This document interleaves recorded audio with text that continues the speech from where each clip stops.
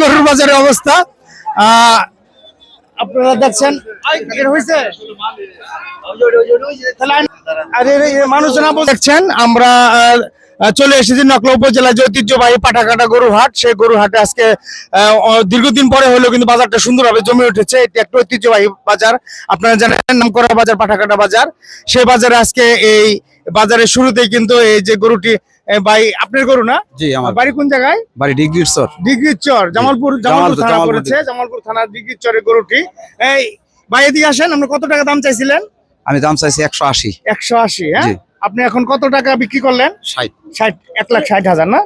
আপনারা দেখছেন ক্রেতা আমাদের জাহিদ ভাই এবং রুবেল ভাই আছে সাথে।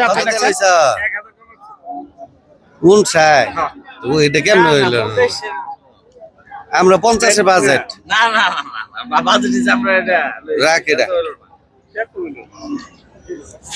আসলে কিন্তু মানে হয়তো দামে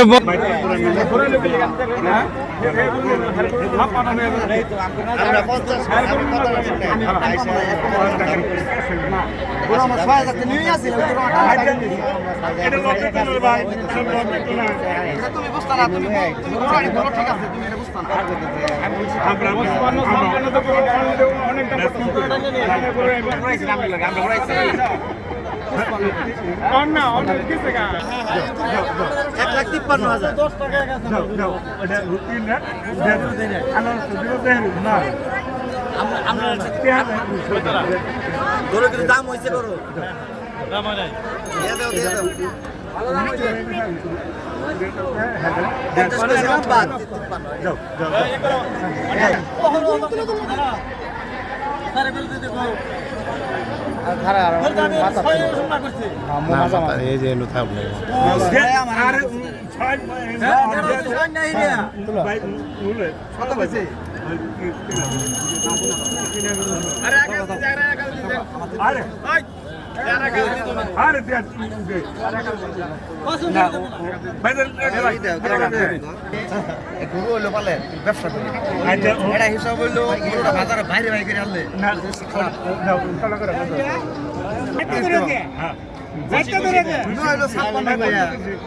আচ্ছা, মানে উনি বলছিল 56, ক্রেতা কিন্তু তারা ঠিক আছে। আসলে তাদের সাথে এইভাবে আপনার ডিলিং হয় না দেখে কিন্তু এই অবস্থা। আচ্ছা, 1,54,000 নাকি?